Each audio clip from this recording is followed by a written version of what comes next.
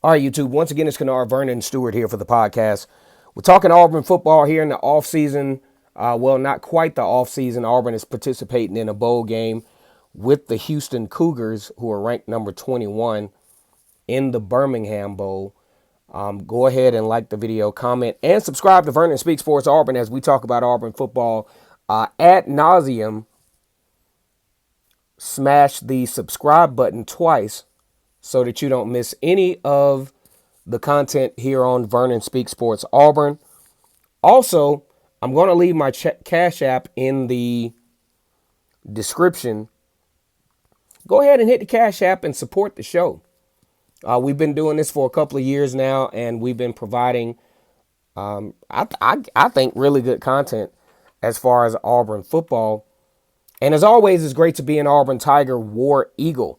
Always during the bowl season, you have storylines that start to kind of creep up, that start to kind of change your trajectory of how you look at a particular game. The first thing we're going to talk about as we preview Auburn versus Houston in the Birmingham Bowl are the players that have decided to opt out and how that will change the scope of the game. In this particular scenario, I think one team will be at a huge disadvantage versus the other. And I'm going to explain that in this video. Now, here's the skinny on Houston. Auburn facing Houston, AAC conference team, a conference that will also have a representative in Cincinnati. For the first time, a group of 5 football team will participate in the college football playoff, assuming that everything works out as far as the recent outbreaks of COVID. Now, Houston is a football team that in the Texas Classic struggled with Texas Tech, actually losing that game at the beginning of the season. That was the only Power 5 football team that Houston faced all year. The other that's kind of close to a Power 5 team is Cincinnati. They lost both of those games by double digits. In between time, as Houston found themselves with a really impressive record, 11-2.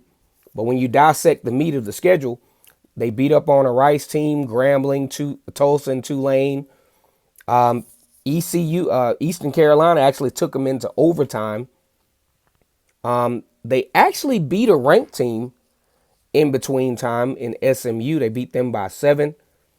They had the shootout with South Florida. They whipped up on Temple and Memphis and UConn, only to get handled in the ACC Conference Championship by Cincinnati, who we've talked about before, will face Alabama in the first round of the college football playoff. First time any group of 5 team has ever done it. Now, we're going to talk about Auburn's opt-outs first. I think they're significant. I think also it gives more of an opportunity for some guys that, had some playing time this year to give them a more active role and a more leadership role and a more accountable role in the actual football game. So with Auburn, you got Roger McCreary, who will be out, but that's not a big problem because you still have Jalen Simpson, you still have Zion Puckett, you still have Jeremiah Pritchett, who could kind of slide into that role, especially not to downplay Houston, but really give them an opportunity against a team that I think that they will be able to have some level of success with. And of course, we have Zakoby McClain, who has not only exhausted his eligibility, but will probably be playing on Sundays next year in the NFL. The guys you can replace him with, Wesley Steiner, you got Joe Cole Willis. You have so many guys that you can rely on that you can plug into that situation and will have some impact.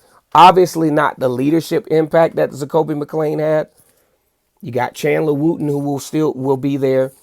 Kind of questionable as to whether Owen Popo will be playing, but I mean, if he's able to go, that will be a. I mean, you will miss.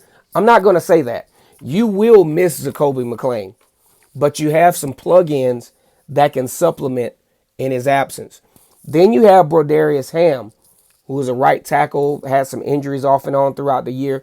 But then you can slide Brendan Coffey into that situation. And of course, you got Nick Brahms, who didn't opt out. He didn't have a chance to opt out. He's having off-season surgery. So, excuse me.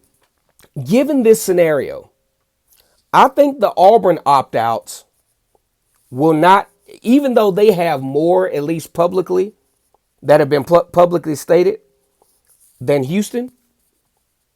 But with the 3 opt-outs, Auburn has viable production and viable personnel that can fill in the gaps, if that makes sense. All right, so while we're on a break, real quick, I want you guys to subscribe to Vernon Speaks Sports Auburn. I want you to go ahead and send the cash apps and support the show.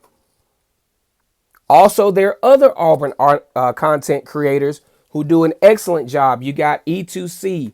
You got Chase, Infinite Auburn at Chase. You got War Report. You got Locked On Auburn with Zach Blackerby.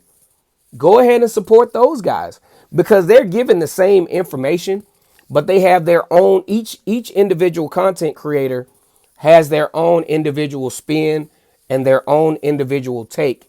And we definitely appreciate the constant pumping of Auburn content, because I'm going to tell you, a couple of years ago, this space on YouTube did not have this type of content coming out. You had to depend on 24/7. You had to depend on guys like Brandon Marcello and guys of that nature, which is no problem, but it just wasn't enough Auburn perspective.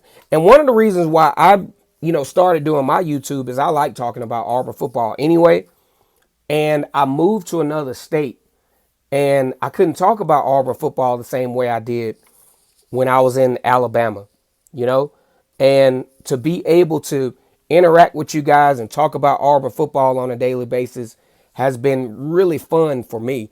And I want to give a big shout out to all the Auburn fans out there. Let me know in the comment section whether you'll actually be attending the Birmingham Bowl, which will take place December the 28th. Hopefully the day weather-wise will be as nice as today is. All right, so we're going to get into the Houston opt-out. They only had one. But I'm going to tell you all, this is huge. This probably, even though they only had one opt-out, my operative sports analytic opinion says that this is going to cost Houston in this game. It's going to cost them severely, especially when you have a team that probably doesn't have the talent pool that the typical SEC team has, especially with Auburn, who we can say what we want about how the season turned out, but Auburn was in the conversation late for possibly winning the SEC West. They had everything in front of them. All the scenarios that would have worked out in their favor actually came to fruition, but they just didn't do their part. Losing to Texas A&M. Still had a chance though. Then turning around after going up 28-3 against Mississippi State, probably one of the most catastrophic comebacks by an opponent against Auburn that I can remember at least. And then to make matters worse, the bleeding doesn't stop. You lose to South Carolina, and then a season salvaging game, which would have been great for the Auburn fan base, against Alabama, up 10-0 in the fourth quarter, losing that game in 4 overtimes, 24-22. Now, that being said, there's a lot of talent on this Auburn team. There's a lot of unleashed potential. Houston, I think their opt out will be more lethal for the Houston Cougars than the 3 opt outs for Auburn and the injury to Nick Brahms. Houston is going to be without their star cornerback, Marcus Jones, who is actually from Alabama, by the way, and was coached, ironically, by Zach Etheridge. Opts out, probably going to be a mid-second round pick in the draft. Very vital part to a Houston defense that already had holes in it anyway. They allow a lot of points. Excuse me. And to make matters worse for Houston with this opt-out, you have Shedrick Jackson, who will play in this game, Kobe Hudson, Javaris Johnson, Demetrius Robertson.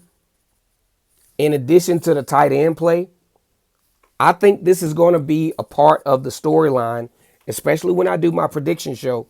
Marcus Jones not playing in this game is going to be crucial. And Houston really better hope they have a next man up. Also, to caveat that, you're probably going to see a little bit more pace out of Brian Harsin in this game. It's going to be definitely a different play calling scenario. In addition to the fact that in both games where Houston competed against either Power 5 or Power 5 caliber, I'm mentioning Cincinnati, they give up some stuff on the run. They give up a lot of big plays. And Auburn at times have been a team that is capable, more than capable, of producing big plays. Let me know what you think about this video. Comment, like or dislike, but definitely comment. And also, smash the subscribe button. Hit the Cash App to support the show. And as always, it's great to be an Auburn Tiger, War Eagle.